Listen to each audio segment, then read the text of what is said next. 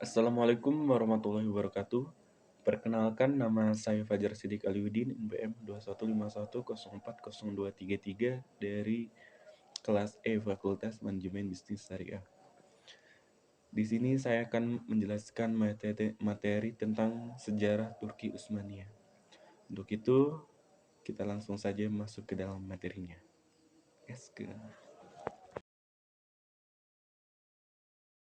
Bismillahirrahmanirrahim. Kita masuk ke dalam materi sejarah Turki Utsmani. Untuk pendahuluan, belum lengkap rasanya membaca sejarah peradaban Islam sebelum membaca sejarah Daulah Turki Utsmani, karena daulah inilah satu-satunya di antara sekian banyaknya daulah yang ada dalam Islam yang berhasil menaklukkan Konstantinopel, walaupun sudah banyak daulah yang berusaha menaklukkannya untuk sebelum-sebelumnya. Memang setiap daulah Islam mempunyai peranan yang berbeda-beda dalam sumbangan yang berbeda. Jika Daulah Umayyah Syria berhasil memberikan wilayah teritorial yang sangat luas kepada dunia Islam, mulai dari Persia, Indus di bagian timur sampai ke Afrika, Eropa Barat di bagian barat, sehingga mereka disebut dengan negara adik kuasa ketika zaman itu. Maka Daulah Abbasiyah di Baghdad, Daulah Umayyah II di Cordova, Daulah Fatimiyah, dan Daulah Mamalik di Mesir, mereka berlomba-lomba untuk memajukan ilmu pengetahuan dan peradaban, sehingga mereka berhasil memberikan sumbangan kepada dunia Islam dalam bidang kemajuan ilmu pengetahuan dan peradaban. Selanjutnya, Turki Utsmani kembali menyumbangkan wilayah yang cukup luas bagi dunia Islam. Mereka berhasil melakukan ekspansi Islam ke Eropa Timur, bahkan mereka adalah satu-satunya yang berhasil menaklukkan Konstantinopel yang menjadi ibu kota di kerajaan Romawi itu. Penaklukan kerajaan Romawi pada saat itu dilakukan oleh Sultan Muhammad Al-Fatih pada tahun 1453 Masehi. Maka, dengan dikuasainya Konstantinopel itu, pintu ekspansi ke Eropa semakin menjadi sukses dan terbuka. Puncak kejayaan Turki Utsmani dalam memperluas wilayah ekspansi adalah di tangan Sultan Sulaiman I, yang terkenal dengan sebutan Sulaiman Agung dan Sulaiman Al-Qanun.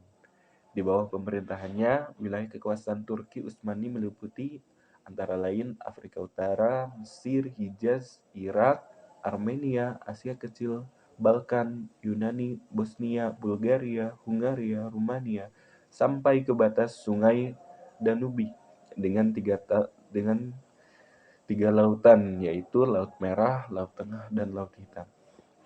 Itulah gambaran luasnya wilayah kekuasaan Turki Utsmani yang dimulai dari Asia, Afrika, sampai ke Eropa Timur, yang berbatasan langsung dengan tiga lautan yang telah mereka sumbangkan ke dalam dunia Islam.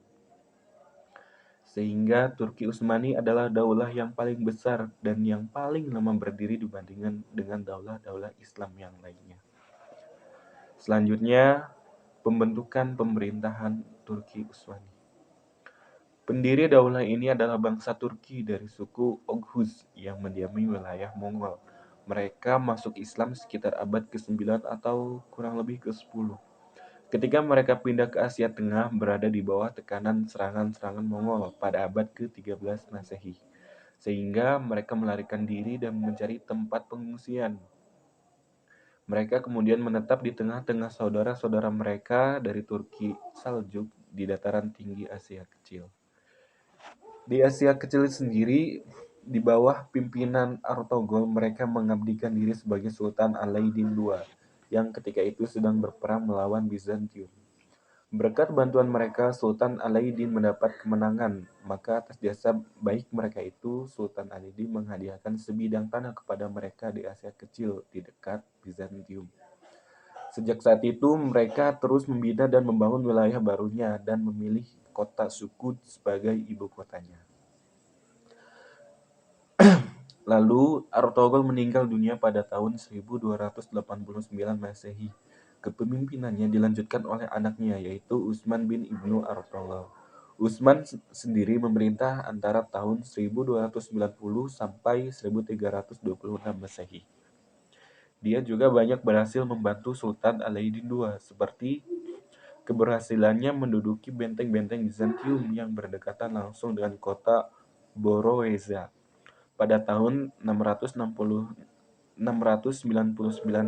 Hijriah atau 1300 Masehi.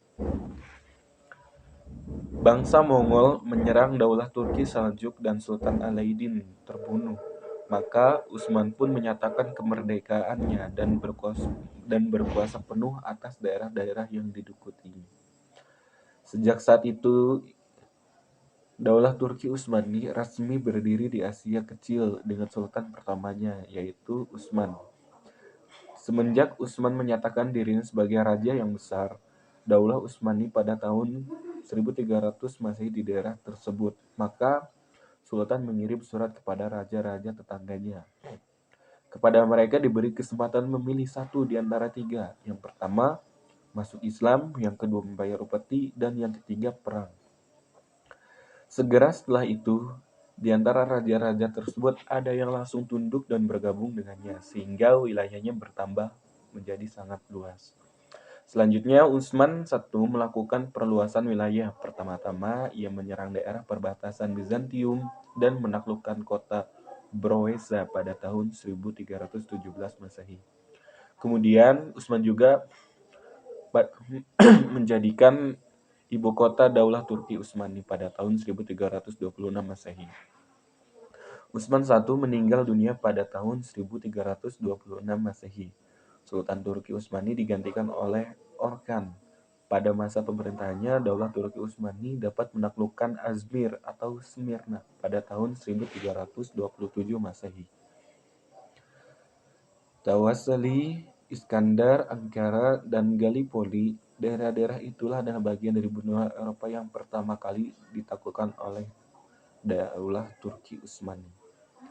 Perluasan wilayah semakin dikembangkan lagi ketika Murad I, pengganti Orkan, yang berkuasa pada tahun 1399 sampai 1389 Masehi. Selain dia dapat memantapkan keamanan dalam negeri, ia juga melakukan perluasan daerah ke benua Eropa. Ia dapat melakukan Adrianopel yang kemudian dijadikan sebagai ibu kota daulah yang baru, Macedonia, Sofia atau ibu kota Remulia, Salonia, dan seluruh wilayah bagian utara Yunani. Dengan ditaklukkannya kota-kota tersebut, Daulah Turki Utsmani telah memegang kunci lalu lintas yang menghubungkan kerajaan-kerajaan Serbia, Bulgaria, dengan Bizantium di Konstantinopel. Oleh karena itu, bagi kaisar tidak ada pilihan lain kecuali mengakui ekstensi Daulah Turki Utsmani di Eropa dan menyatakan bersahabat dengan sultan tersebut.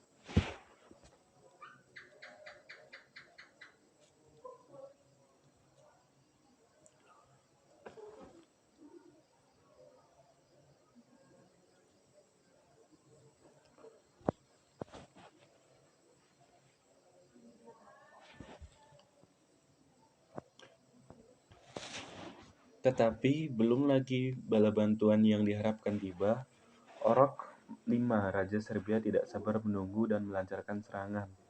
Maka pecahlah peperangan di Marista. Pada pertemuan ini, Raja Serbia yang dibantu oleh Raja Bosnia menderita kekalahan yang berat. Sehingga Balkan pun masuk ke dalam wilayah kekuasaan Sultan Murad I.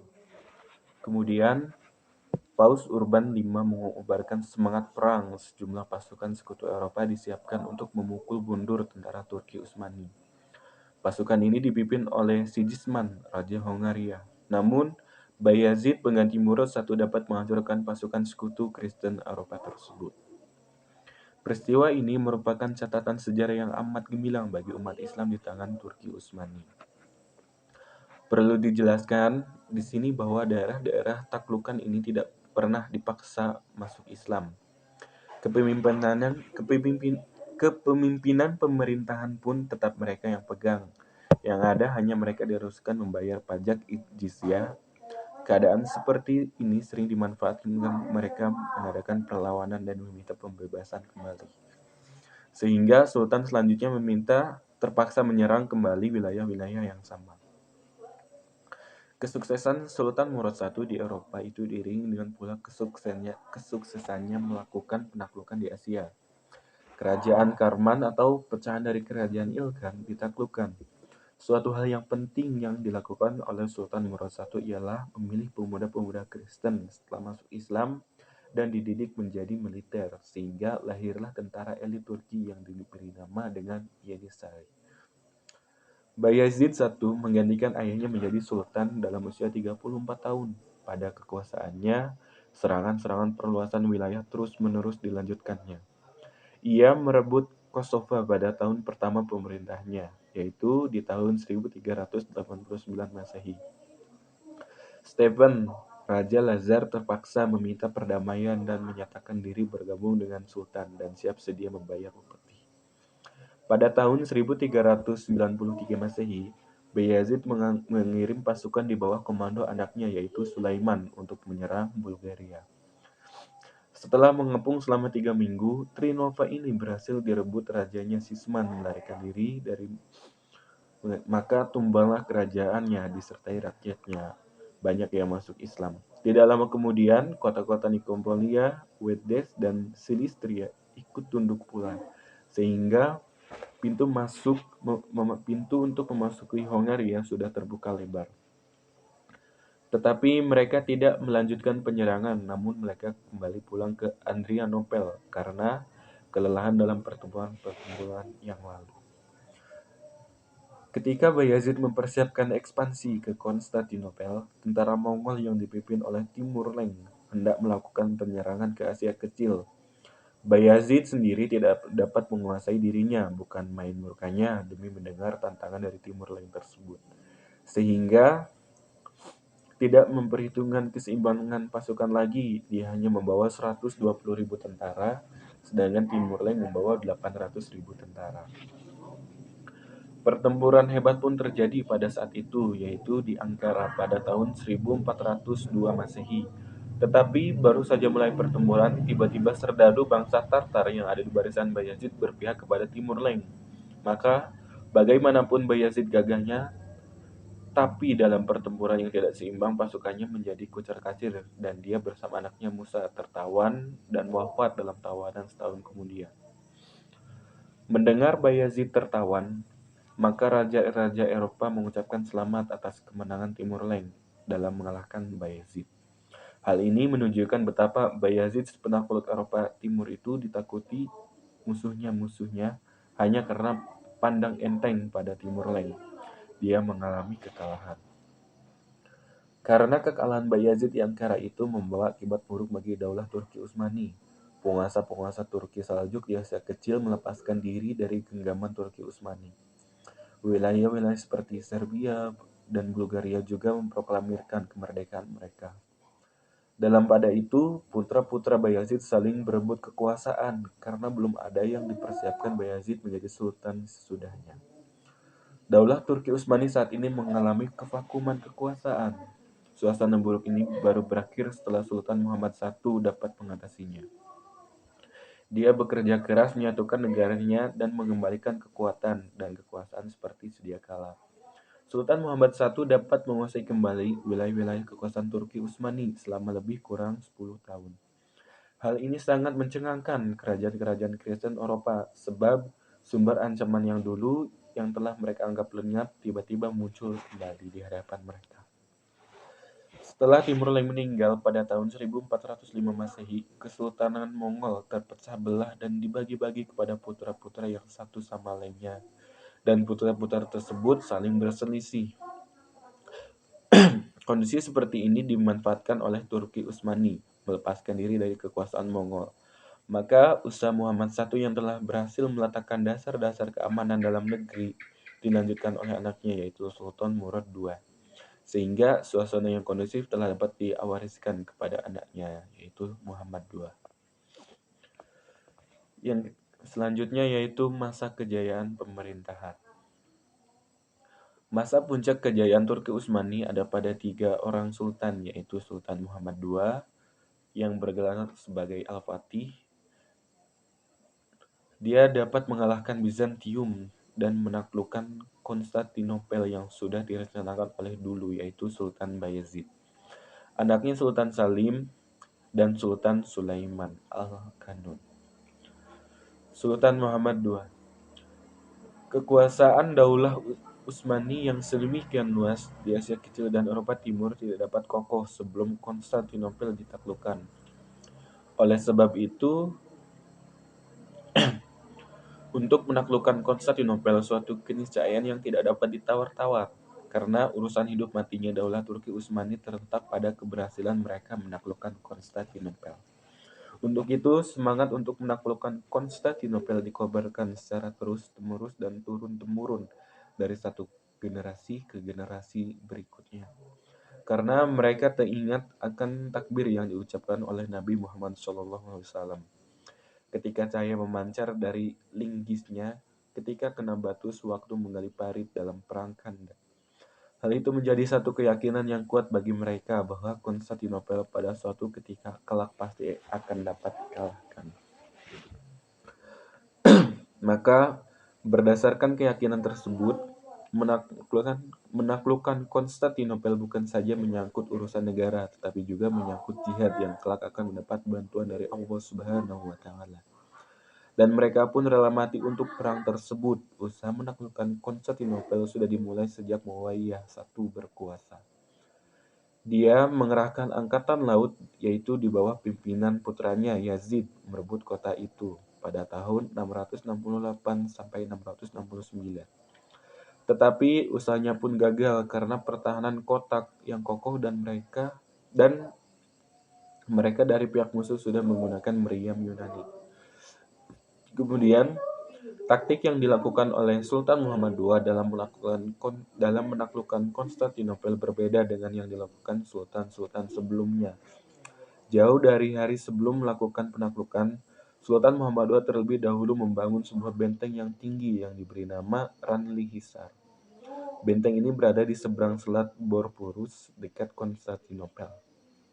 Kaisar Yunani mengirim utusan untuk menyampaikan protes kepada Sultan Muhammad II. Tetapi Sultan Muhammad II mengancam kaisar dengan hukuman mati, sehingga Kaisar Yunani tidak berhasil menghentikan pembangunan benteng tersebut. Fungsi dari benteng ini adalah sebagai tempat mengumpulkan persediaan perang untuk menyerang Konstantinopel. Pembangunan benteng tersebut memakan waktu kurang lebih selama 3 bulan. Nilai strategis dari pembangunan benteng itu sangat tinggi, sebab dengan dibangunnya benteng tersebut, Konstantinopel tidak mungkin lagi mendapat bantuan baik dari peralatan persediaan senjata maupun bahan logistik lainnya dari Laut Hitam. Pembangunan benteng itu sudah diperhitungkan secara matang dan terencana, karena pengepungan Konstantinopel akan menyedot tenaga yang besar. Rencana yang matang, persenjataan yang lengkap, dan tidak boleh gegabah. Untuk itu, sebelum penyerangan dilakukan, Sultan bersama-sama dengan para pengiringnya mendirikan parit pertahanan Konstantinopel. Hal itu dilakukan karena untuk menganalisa segi kekuatan dan segi kelemahan lawan, dan untuk mencarikan cara yang tepat untuk mengatasinya. Pada sisi lain, Kaisar untuk kedua kalinya berusaha untuk membujuk Sultan agar dapat mengurungkan niatnya menyerang Konstantinopel. Tetapi Sultan pun menjawab, kalau Kaisar tidak suka berperang, lebih baik menyerahkan Konstantinopel saja. Jika Kaisar mau menyerahkan Konstantinopel, maka Sultan akan menjamin keselamatannya. Akan tetapi, tawaran tersebut tidak dapat diterima oleh Kaisar. Kemudian Kaisar mencari jalan lain, yaitu berusaha untuk meminta bantuan kepada kerajaan-kerajaan Kristen yang ada di sekitaran Eropa. Dan permintaan yang sama juga disampaikan kepada Paus di Roma, Italia, agar dapat membantu Kaisar menyerang Sultan. Akan tetapi, bantuan yang diharapkan tersebut tidaklah kunjung datang.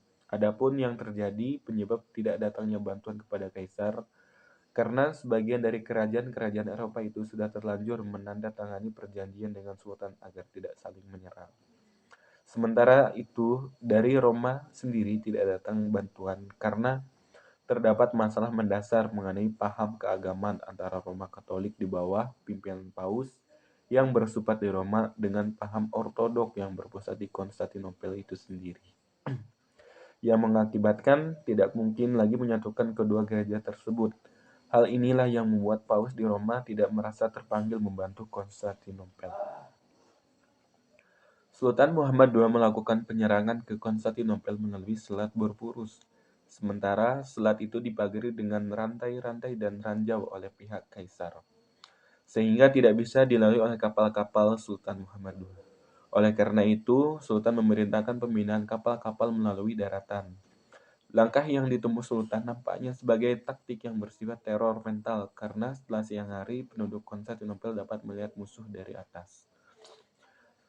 Akhirnya, pada tanggal 29 Mei 1453 Masehi, di subuh hari penyerbuan terakhir dilakukan. Meriam berhasil membobol dinding tembok sehingga mereka dapat masuk dan menyerbu ke dalam. Maka disitulah kaisar terbunuh, Konstantinopel pun jatuh. Tentara Islam menang menaklukkan Konstantinopel tersebut.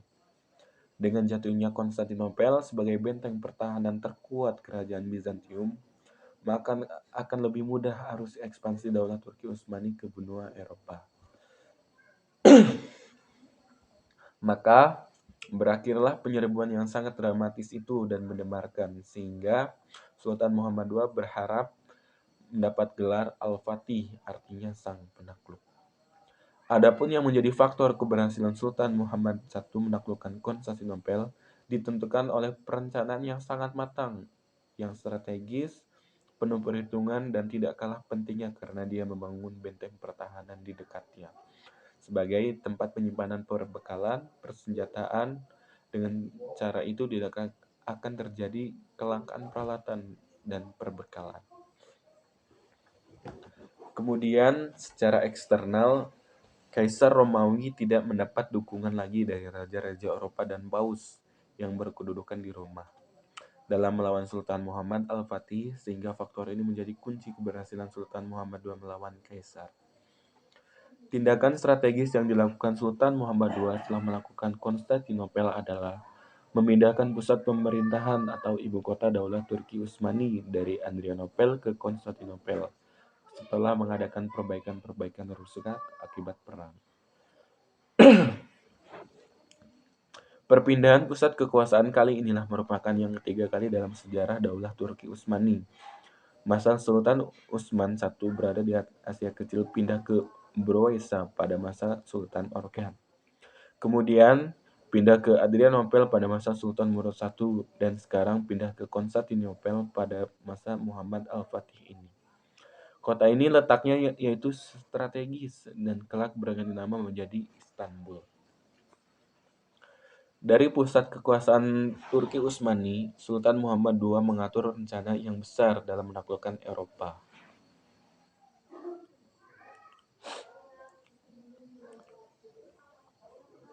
Maka pada tahun 1458 sampai 1460 Masehi, dia menaklukkan kerajaan Serbia, Bosnia, dan Morea untuk kedua kalinya, dan kali ini mereka diwajibkan Sultan membayar upeti kepada daulah Turki Utsmani. Selanjutnya Sultan Salim I. Periode Sultan Salim I inilah adalah periode peralihan dari kesultanan dan kekhalifahan. Selain itu, dia pun mengalihkan perhatian ekspansinya dari dunia barat ke dunia timur dengan menaklukkan Persia, Syria, dan daulah Mamalik yang ada di Mesir. Di Mesir sendiri, ketika menaklukkan daulah Mamalik, Sultan Salim I meminta kepada kekhalifahan Abbasiyah agar menyerahkan kekhalifahannya kepadanya. Sebenarnya, dia sebagai Sultan Turki Utsmani tidak perlu meminta kekhalifahan itu kepada Khalifah Abbasiyah, karena sebelum itu daulah Fatimiyah pun di Mesir sudah memakai gelar khalifah. Demikian juga daulah Umayyah dan yang ada di Spanyol, Abdurrahman An-Nasr juga sudah memakai gelar khalifah. Sekarang ditambah daulah Turki Utsmani memakai gelar khalifah. Akhirnya, karena penyakit yang dideritanya, dia wafat pada tanggal 2 September 1520 dalam suatu perjalanan pulang dari Istanbul menuju Adrianopel. Dia digantikan oleh putranya yaitu Sulaiman. Selanjutnya, Sultan Sulaiman I Al-Qainun. Sultan yang menggantikan ayahnya ini berhasil membawa daulah Turki Utsmani ini ke puncak klimaks perkembangannya. Dia mengarahkan ekspansinya bukan hanya ke dunia barat tetapi juga ke dunia timur sekaligus, dan seluruh wilayah yang ada di sekitaran Turki Utsmani menggoda hatinya untuk dibersihkan. Sultan Sulaiman itu sendiri berhasil menundukkan Irak, Belgrado, Pulau Rhodes, Tunis, Syria, Hijaz, dan Yaman pada tahun 1529 Masehi. Dengan demikian, pada masanya yang luas itu, kekuasaan Turki Utsmani mencapai klimaksnya. Hal itu mencakup dari Asia Kecil, Irak, Armenia, Syria, Hijaz, dan Yaman di Asia seperti Mesir, Libya, Tunisia, dan Aljazair yang ada di Afrika, dan Bulgaria, Yunani, Yugoslavia, Albania, Hungaria, dan Romania yang ada di Eropa. Memang, kemajuan Turki Utsmani di bidang militer sangatlah luar biasa, tidak tertanding oleh daulah dimanapun. Tetapi bukan itu saja yang ditakuti pula kemajuan di bidang lain, diantaranya yang terpenting adalah sebagai berikut. Kemajuan di bidang militer. Para Sultan Daulah Utsmani yang pertama adalah orang-orang yang kuat, sehingga mereka dapat melakukan ekspansi dengan cepat dan wilayah yang sangat luas. Hal itu saja tentu karena didukung antara lain faktor militer yang sangat kuat dan tangguh. Mereka memiliki kekuatan militer yang pemberani, tangguh, terampil, yang sanggup bertempur kapan saja dan di mana saja. Untuk pertama kali dalam Islam, kekuatan militer diorganisasi dengan baik dan teratur, terutama ketika terjadi kontak senjata dengan Eropa. Mereka memiliki tentara yang sudah terorganisasi dengan baik. Pembaharuan dalam tubuh militer Sultan kedua organ tidak hanya dalam mutasi militer, tapi juga anak-anak Kristen Eropa yang sudah masuk Islam. Kemudian diasramakan dan dibimbing dalam suasana Islam yang kelak akan dijadikan seorang prajurit. Hal ini sangatlah menguntungkan sehingga terbentuklah militer yang baru dalam tubuh Daulah Turki Utsmani yang disebut dengan istilah Yenisari. Di samping itu, Yenisari adalah bagian dari pasukan militer Turki Utsmani dari tentara kaum feodal yang dikirim kepada pemerintah pusat. Pasukan ini disebut pasukan militer takjiyah atau angkatan laut pun dibenahi karena sangat diperlukan dalam ekspansi. Masa kemunduran Turki Utsmani. Masa kemunduran Turki Utsmani dimulai dari krisis suksesi sepeninggal Sultan Sulaiman pada tahun 1566 Masehi sampai sebelum Turki Utsmani menjadi republik, yaitu pada tahun 1923 Masehi di tangan Mustafa Kamal Atatürk. Tercatat 27 sultan tidak ada lagi yang dapat diandalkan. Tentu kemewahan hidup dalam istana yang telah merusak mental anak-anak sultan tersebut. Akibat moral Sultan Murad II yang jelek timbullah kekacauan dalam negeri, ditambah lagi dengan tampilnya Sultan Murad Muhammad III yang bermoral lebih jelek dari Sultan Murad II. Dalam situasi gawat seperti ini, Austria berhasil memukul Turki Utsmani. Di luar negeri sendiri, kejayaan Turki Utsmani di mata orang-orang Eropa sudah memudar. Di dalam negeri timbul pemberontakan seperti di Syria, yaitu di bawah pimpinan Kurdi Jumblat, di Libanon, yaitu di bawah pimpinan Amir Fakhruddin, dan dengan negara-negara tangga terjadi peperangan seperti dengan kerajaan Persia di bawah pimpinan Syekh Abbas. Bahkan tentara elit kebanggaan dan andalan Turki Utsmani itu sendiri ikut memberontak karena tidak mendapat perhatian serius dari pemerintahnya. Dalam rentang waktu yang sudah sangat panjang, Daulah Turki Utsmani memerintah di Eropa sudah mulai timbul negara-negara yang kuat. Demikian juga di Rusia di bawah Peter yang Agung telan menjadi negara yang maju, sehingga daerah Turki Utsmani di Eropa satu persatu membebaskan diri dari kekuasaan daerah Turki Utsmani. Demikian juga yaitu yang ada di Romania. Rumania sendiri lepas pada tahun 1856 Masehi. Maka Daulah Turki Utsmani yang sudah pernah jaya dan malang melintang di berbagai pertempuran baik di timur maupun di barat, kini mendapat julukan The Sick Man of Europe yang tinggal menunggu detik-detik kematiannya saja.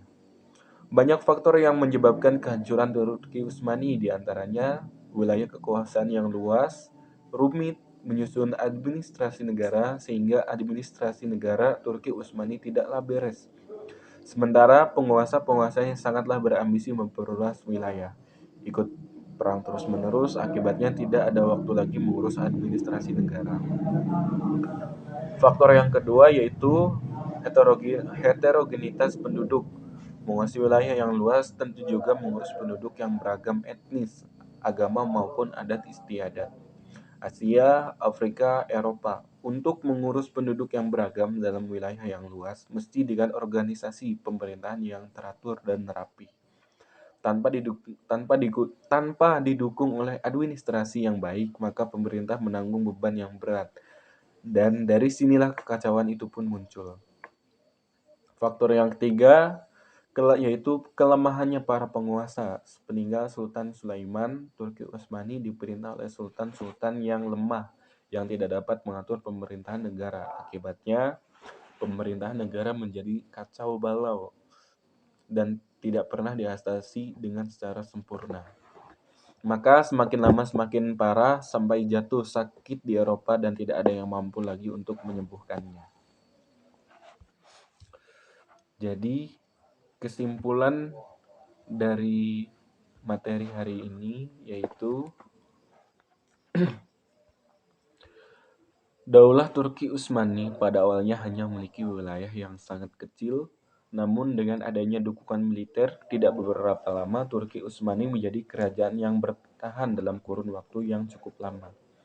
Puncak kejayaan Turki Utsmani terjadi pada masa kekuasaan Sultan Sulaiman Al-Qanuni. Beliau adalah raja yang terkenal di dunia dan juga pengusaha yang soleh. Sedangkan kemundurannya Turki Utsmani itu sendiri dipengaruhi oleh beberapa faktor, diantaranya itu faktor wilayah, faktor heterogenitas penduduk, dan faktor kelemahan. Baik, mungkin hanya itu yang bisa saya sampaikan. Kurang dan lebihnya saya mohon maaf. Apabila ada salah kata, salah ucap, saya mohon ampun. Kepada Allah saya mohon ampun. Untuk itu saya akhiri, wabillahi taufik wal hidayah. Wassalamualaikum warahmatullahi wabarakatuh.